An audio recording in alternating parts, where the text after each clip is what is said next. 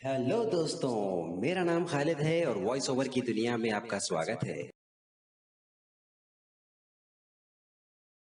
शहर हैदराबाद में कई राजाओं का राज रहा है, जैसे कि मुगल्स, कुतुब शाही, निजाम यहाँ पे रहा करते थे पहले। इसी वजह से यहाँ पे कई हिस्टोरिकल मॉन्यूमेंट्स भी अवेलेबल है हैदराबाद में, जो हर जगह आपको नजर आते ही रहते हैं। Hyderabad is the capital and the largest city of Indian state of Telangana, occupying almost 700 kilometers. It has a population of about 10 million people living in the metropolitan area, making it fourth most populous city in India with an GDP output of 74 billion US dollars, and it is the fifth largest contributor to India's overall GDP.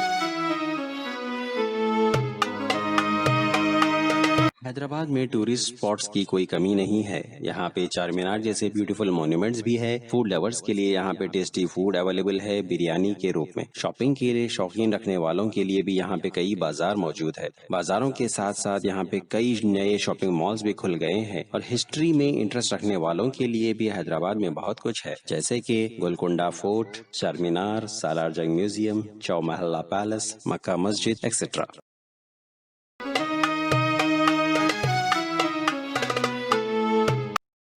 हमारी list में number 1 पर आता है सालार जंग museum, जो कि हैदराबाद में बहुत ही ज्यादा फेमस है। इस एक आर्ट म्यूजियम है, दारुल शिफा एरिया में लोकेटेड है, जो कि हैदराबाद के ओल्ड सिटी एरिया में मौजूद है। इंडिया भर में सिर्फ 3 ही ऐसे बड़े फेमस म्यूजियम्स मौजूद है। उसमें से माना जाता है कि सालार जंग म्यूजियम भी एक है। नेशनल म्यूजियम्स ऑफ इंडिया की लिस्ट में पहले नंबर पर आता है सालार जंग म्यूजियम। एक्चुअली ये एक प्राइवेट आर्ट कलेक्शन था सालार जंग फैमिली वालों का। सालार जंग 3 के डेथ के बाद ये म्यूजियम को इंडियन गवर्नमेंट ने अपने कंट्रोल में ले लिया था। इसको 16 दिसंबर 1951 को इनॉग्रेट किया गया था इंडियन गवर्नमेंट के द्वारा, और इसका नाम सालार जंग म्यूजियम रख दिया गया। ये म्यूजियम में collection of sculptures, painting, carvings, textile, manuscripts, ceramic, metallic artifacts, carpets, clocks, furniture और कई चीजें मौजूद है, जो कि Japan, China, Burma, Nepal, India, Persia, Egypt, Europe और नॉर्थ अमेरिका से बिलोंग करते हैं। सालार जंग म्यूजियम दुनिया के लार्जेस्ट म्यूजियम में से एक माना जाता है। 1889 से लेकर 1949 तक प्राइम मिनिस्टर ऑफ हैदराबाद रहे थे नवाब मीर उस्मान अली खान, जो कि सालार जंग 3 के नाम से बहुत ज्यादा मशहूर थे। इन्होंने 45 इयर्स तक अपने इनकम में से एक बड़ा हिस्सा आर्टिफैक्ट कलेक्ट करने में ही लगा दिया था।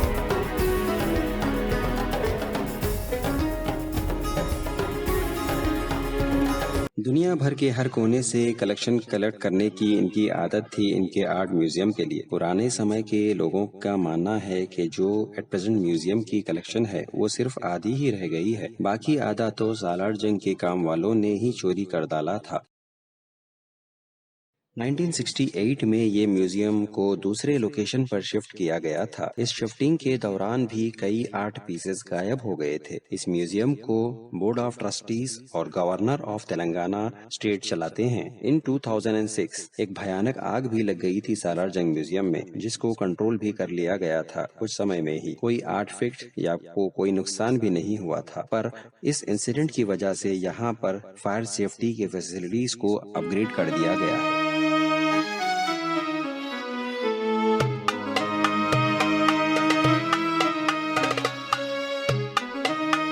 सालार जंग museum building semi circular in shape है विद 38 गैलरीज, जो कि 2 मंजिल का है, जहां पर आर्टिफैक्ट्स डिस्प्ले किए जाते हैं। ग्राउंड फ्लोर पर 20 गैलरीज मौजूद है और फर्स्ट फ्लोर पर 18 गैलरीज मौजूद है।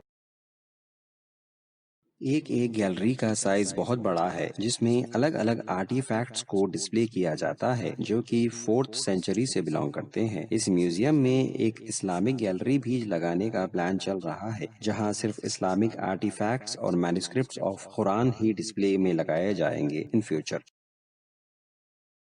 Apart from galleries, there is a reference library, reading room, publication and education section, sales counter, cafeteria and etc. कई चीजें यहाँ इस बिल्डिंग में मौजूद है।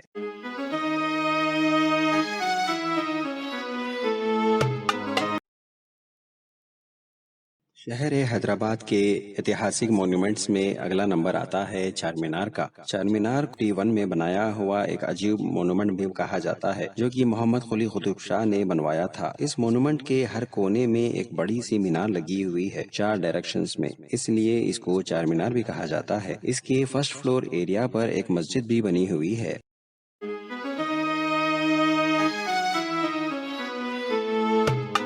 कुली कुतुब शाह डायनेस्टी के पांचवें रूलर माने जाते हैं मोहम्मद कुली कुतुब शाह। इन्होंने 1591 में चार मीनार को बनवाया था और अपना कैपिटल गोलकुंडा से हैदराबाद को बना दिया था।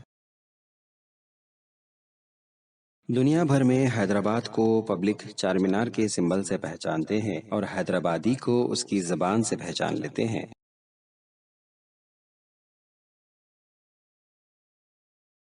दी आर्कोलॉजिकल सर्वे ऑफ इंडिया चार मीनार की करंट केयर टेकर है। चार मीनार को क्यों बनाया गया था, इस पर तो कई लोग अलग अलग स्टोरीज शेयर करते हैं। सुनने में ये भी आता है कि उस समय हैदराबाद में और इसके आसपास के एरिया में कोलेरा बीमारी बहुत ज्यादा फैल गई थी। तो तब कुली कुतुब शाह ने एक इरादा किया था कि अगर ये बीमारी जल्दी ही कंट्रोल में आ जाएगी तो शहर के बीचों बीच में एक बड़ा मॉन्यूमेंट बनाऊंगा। तो इसी वजह से चार मीनार को बनाया गया। चार मीनार को वर्ल्ड हेरिटेज साइट की लिस्ट में भी शामिल किया गया था।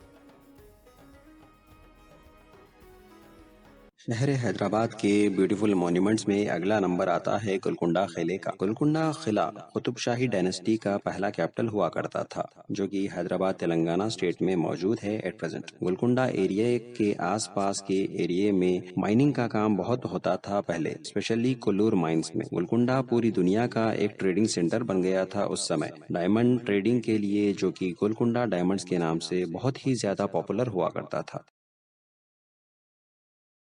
दुनिया का सबसे फेमस और कॉस्टली डायमंड माना जाता है कोहिनूर को, जो कि एट प्रेजेंट यूनाइटेड किंगडम के एक म्यूजियम में मौजूद है। ये कोहिनूर डायमंड एक्चुअली गोलकुंडा किले का ही बिलोंग करता है।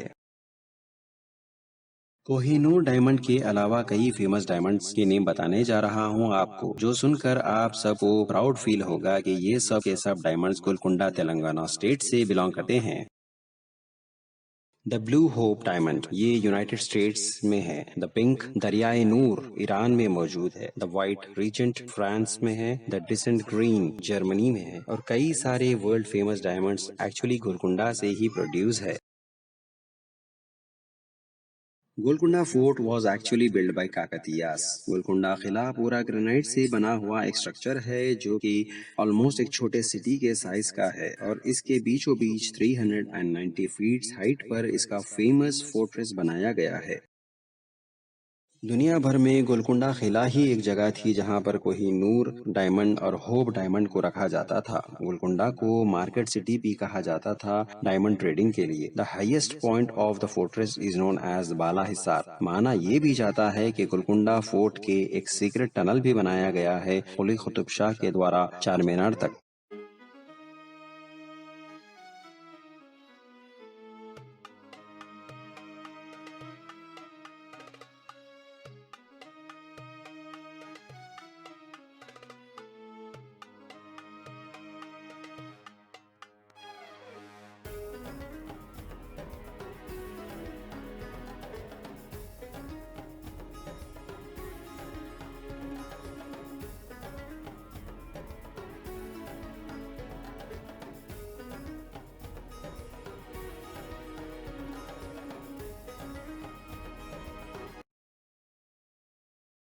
शहर हैदराबाद के ब्यूटीफुल मॉन्यूमेंट्स में अगला नंबर आता है चौ महल्ला पैलेस का। Chow Mahalla palace is a palace of Nizam of Hyderabad in Telangana state of India. ये आसिफ जाही डायनेस्टी का ऑफिशियल रेजिडेंस भी हुआ करता था। ये पैलेस निजाम सलवात जंग ने बनवाया था और अब इस प्रॉपर्टी के ओनर बरकत अली खान और मुकर्रम जाह है, जो कि निजाम के खानदान से ही बिलोंग करते हैं। चौ महल्ला पैलेस का मतलब चौ मीन्स फोर, महल मीन्स पैलेस। इस पैलेस में कई सेरेमोनियल फंक्शंस हुआ करते हैं, including reception for governor general also held at this place. UNESCO Asia Pacific merit award for cultural heritage conversation भी मिला है चौ महल्ला पैलेस को। ऑन 15 मार्च 2010 को यूनेस्को रिप्रेजेंटेटिव ने फॉर्मली इस सर्टिफिकेट को प्रिंसेस इसरा को हैंड ओवर किया था, जो कि former wife and GPA holder of prince Mukarram Jah Bahadur के वाइफ थे। 1750 सालाबाद जंग ने इस पैलेस का कंस्ट्रक्शन शुरू किया था, जो कि कंप्लीट किया गया है आसिफ जाही फिफ्थ के द्वारा 1857 से लेकर 1869 के बीच में। This palace is unique for its style and elegance. Construction का काम तो 18th सेंचुरी में शुरू हो गया था। ये पैलेस में 2 कोर्टयार्ड्स बने हुए हैं, जिसमें कई हजारों फाउंटेन्स, गार्डन्स भी मौजूद है।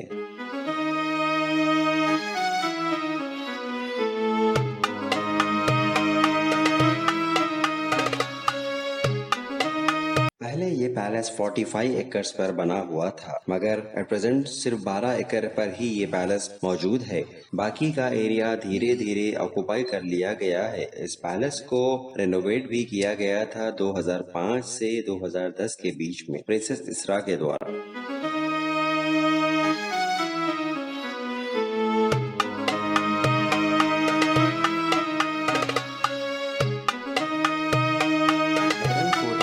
एक ओल्डेस्ट पार्ट ऑफ पैलेस है, जिसके अंदर और 4 पैलेसेस मौजूद है। अफजल महल, मेहताब महल, तहनीयत महल और आफताब महल। ये सारे पैलेसेस को न्यू क्लासिकल स्टाइल में बनाया गया है।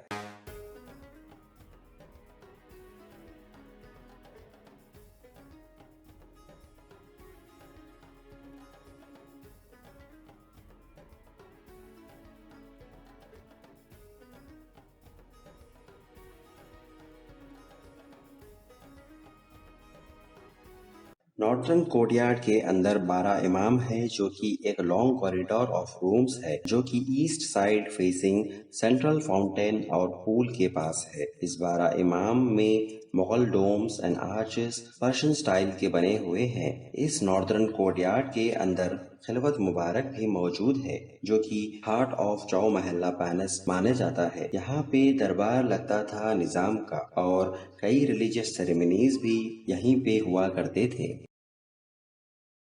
इस पैलेस में एक क्लॉक टावर है, जो कि 260 साल ओल्ड मानी जाती है। आज भी वो वर्किंग कंडीशन में मौजूद है, जो कि बहुत बड़ी बात है 260 साल तक एक्टिव रहना। शहर हैदराबाद के ब्यूटीफुल मॉन्यूमेंट्स में अगला नंबर आता है कुतुब शाही टूम्स का, जिसको 7 टूम्स के नाम से बहुत ज्यादा प्रसिद्ध है और फेमस है, जो कि टोलीचौकी एरिया से गोलकुंडा फोर्ट को जाने के रास्ते पर मिलता है। इस मॉन्यूमेंट में टूम्स और मस्जिद मौजूद है, जो कि बनाए गए थे various Kings of Holi Qutub Shah dynasty. यहाँ पर 2 गैलरीज मौजूद है। छोटे टूम्स के गैलरी सिंगल स्टोरी है और बड़े टूम्स के गैलरीज डबल स्टोरी है।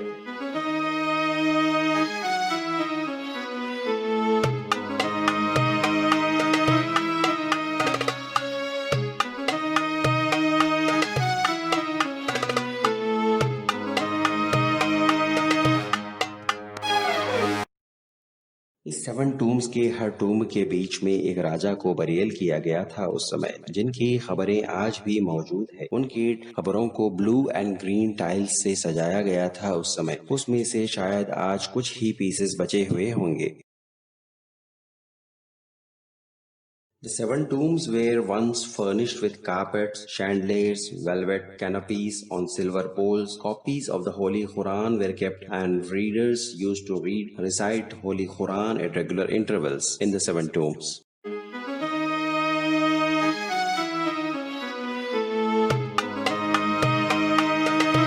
कुतुब शाह की टूम के करीब ही उनके बेटे जमशेद की टूम भी मौजूद है, जो कि कुली कुतुब शाह के मरने के बाद 1580 में बनाई गई थी। The seven tombs were restored by the Telangana State Archaeology and Museum Department in collaboration with Aga Khan Trust for Culture Restoration का वर्क स्टार्ट हो गया है 2013 में, जो कि अभी चल रहा है। कुछ दिन तक काम बंद रहा था कोविड-19 पैंडेमिक की वजह से, बट फिर से धीरे धीरे से ये रिस्टोरेशन का वर्क चल रहा है एट प्रेजेंट जुलाई 2020 में।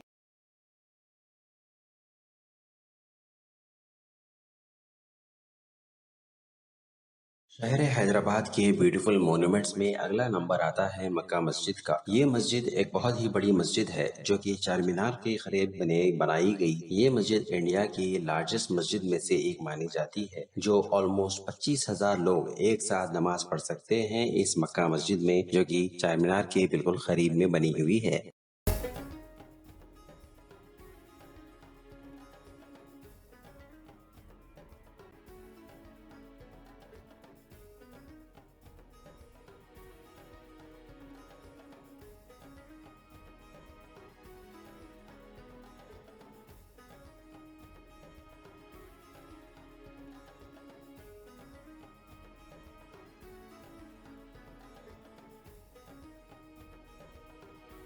मक्का मस्जिद 16th एंड 17th सेंचुरी के बीच में बनाई गई एक बेहतरीन मस्जिद है। ये एक स्टेट प्रोटेक्टेड मॉन्यूमेंट है, जो कि सिचुएटेड है heart of old city Hyderabad area चार मीनार में। मोहम्मद कुली कुतुब शाह, जो कि fifth ruler of Qutub shahi dynasty माने जाते हैं, ये इन्होंने मक्का मस्जिद बनाने के लिए सऊदी के मक्का मस्जिद के पास की मट्टी को मंगवाया था, जिसको यूज कर कर इसे ब्रिक्स बनाया गया और construction of central arc of मस्जिद के लिए भी ये यूज किया गया। ये एक मास्टरपीस मॉन्यूमेंट बनकर रह गई है शहर हैदराबाद में।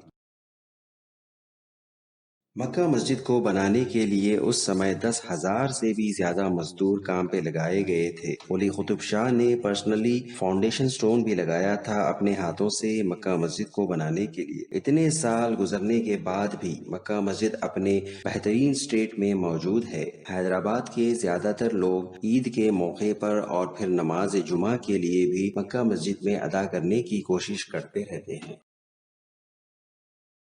कुछ साल पहले 18 मई 2007 को मक्का मस्जिद में बॉम्ब ब्लास्ट भी हुए थे, जिसमें 13 नमाजी शहीद हो गए थे और कई लोग घायल भी हुए थे। तब से इस मस्जिद के आसपास सिक्योरिटी कैमरास लगाए गए हैं गवर्नमेंट के द्वारा, जो कि हर रोज मॉनिटर किए जाते हैं हैदराबाद पुलिस के द्वारा, जो चाहती है कि हैदराबाद में अमन और शांति भाईचारा कायम रहे और यहाँ पर हर रिलीजन के लोग मिलजुल कर रहें।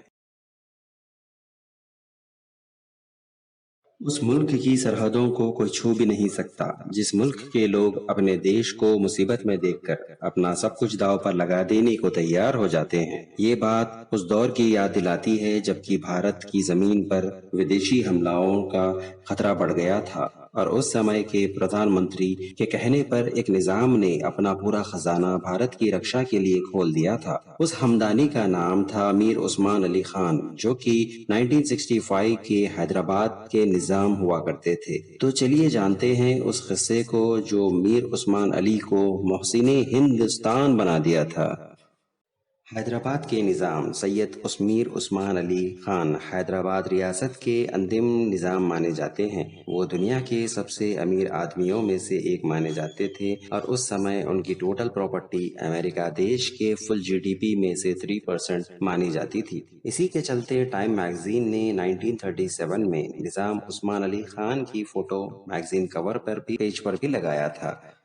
मीर उस्मान अली के पैलेस में लगभग 6,000 लोग काम किया करते थे, जिसमें से 35 लोग तो सिर्फ उनके शैंडिलेट्स की धूल साफ करने के काम किया करते थे। इतना सब होने के बावजूद उस्मान अली बेहद नॉर्मल लाइफ गुजारा करते थे। ये भी कहा जाता है कि उन्होंने अपनी पूरी जिंदगी केवल एक टोपी पहनकर और एक ही पुराना कंबल ओढ़कर गुजार दिया था। उस्मान अली खान बहुत ज्यादा दरिया दिल इंसान माने जाते थे। उन्होंने बनारस यूनिवर्सिटी के लिए फाइनेंशियल सपोर्ट मांगने पर बिना कुछ सोचे समझे उस समय के 1 लाख रुपए गिफ्ट में दे दिया, जो कि बहुत ज्यादा बड़ा अमाउंट हुआ करता था उस समय के हिसाब से। 1965 में इंडिया पाकिस्तान से वॉर जीत चुका था और पूरे देश में जश्न का माहौल था। भारतीय उस जीत का जश्न अभी तक ठीक से मनाए भी नहीं थे। इतने में ही उनके सामने एक दूसरा खतरा चाइना के रूप में सामने आ गया था। तिब्बत को आजाद कराने के लिए चाइना ने इंडिया पर दादागिरी दिखाना शुरू कर दिया था और ऐलान जंग भी कर दिया था। ऐसे डिफिकल्ट टाइम्स में इंडिया बहुत परेशान था और इंडिया कुछ दिन पहले ही भयानक वॉर से गुजरा था पाकिस्तान से। हालांकि इस युद्ध में इंडिया की जीत तो हुई थी, लेकिन तुरंत इंडिया पर एक और युद्ध थोप जाना ये बहुत ज्यादा डिफिकल्ट टाइम हुआ करता था इंडिया के लिए उस समय। एक और चाइनीज आर्मी कम्प्लीटली रेडी थी इंडिया से वार करने के लिए, तो दूसरी ओर इंडियन आर्मी के पास हथियार भी नहीं थे जंग लड़ने के लिए चाइना से। इंडिया और पाकिस्तान का पार्टीशन की वजह से इंडिया के पास बहुत कम पैसे बचा हुआ था, जो कि अगर कम्प्लीटली यूज कर भी लिए चाइना से जंग लड़ने के लिए तो भी वो बहुत कम पड़ ही जाता था। ऐसा डिफिकल्ट टाइम्स में उस समय के भारत के प्रधानमंत्री लाल बहादुर शास्त्री जी ने इंडियन आर्मी की मदद के लिए प्रधानमंत्री केयर फंड्स की शुरुआत की थी। शास्त्री जी ने इंडिया के पब्लिक से अपील किया कि वो अपने देश के आर्मी वालों के लिए मदद करे जंग लड़ने के लिए। इस अपील की वजह से पब्लिक में देश प्रेम की भावना जागने लगी थी और वो देश की सेवा करने के लिए सामने भी आ रहे थे। कॉमन पब्लिक से जितना हो सकता था वो चैरिटी के रूप में देने लगे। जिसके पास पैसा नहीं था वो लोग कपड़े, फूड सप्लाईज चैरिटी में दे रहे थे। यहाँ तक कि लोग ब्लड डोनेशन के लिए भी सामने आने लगे, क्योंकि सैनिकों के ट्रीटमेंट में वो मदद मिल सकती है। लेकिन उस समय ये सब युद्ध के लिए काफी नहीं हुआ करता था, तो तब के प्रधानमंत्री लाल बहादुर शास्त्री ने रेडियो का सहारा लिया लोगों तक पहुंचने के लिए और राज्य रजवाड़ों तक पहुंचने के लिए, और उन सभी से अपील करने लगे कि वो बहुत सारे मिलकर हमारे देश की मदद के लिए सामने आए।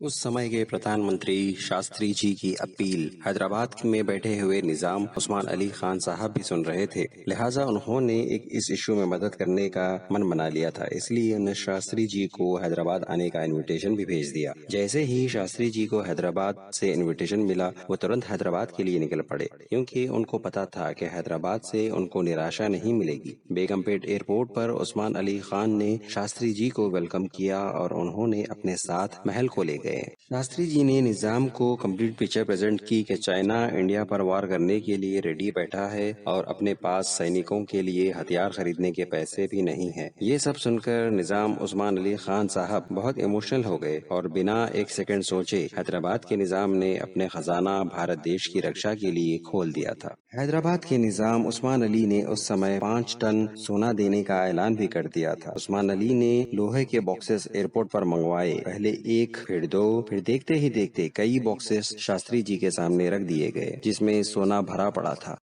फिर हैदराबाद के निजाम उस्मान अली ने मुस्कुराते हुए बोला, शास्त्री जी, मैं ये 5 टन सोना देश की रक्षा के लिए दे रहा हूँ, आप इसे स्वीकार करिए और निडर होकर जंग लड़े, हम जरूर जीतेंगे।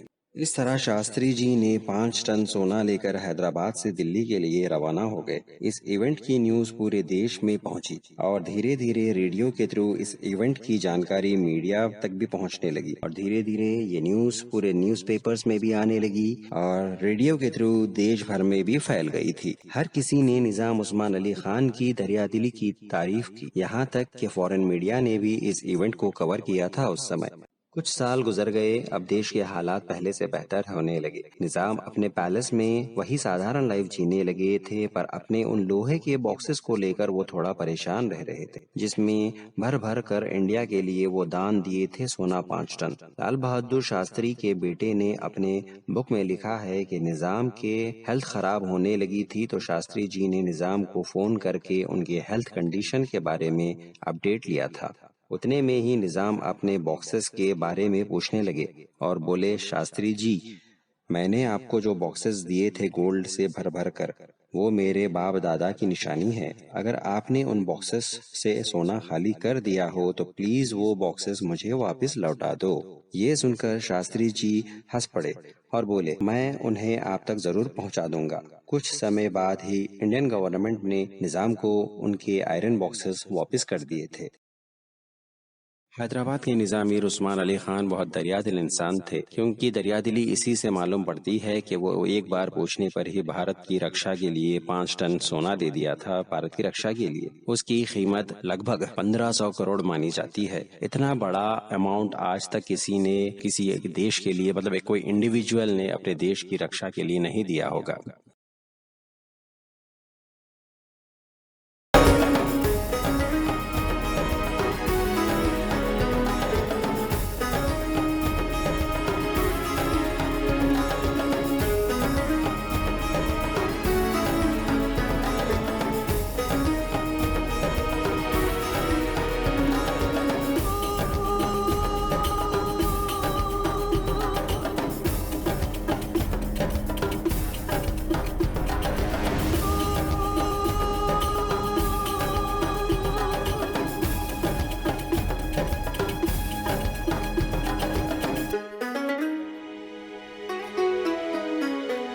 बेसिकली इस वीडियो में आपने जाना कि शहर हैदराबाद के पास्ट के बारे में और यहाँ के कुछ ब्यूटीफुल मॉन्यूमेंट्स और पास्ट रूलर्स के बारे में। आज की वीडियो बस यहीं तक थी। मिलते हैं अगली वीडियो में कुछ नई टॉपिक के साथ। उम्मीद करता हूँ आपको ये वीडियो पसंद आई होगी। अगर पसंद आई है तो please like, subscribe and share ज़रूर करें। चलिए मिलते हैं अगली वीडियो में।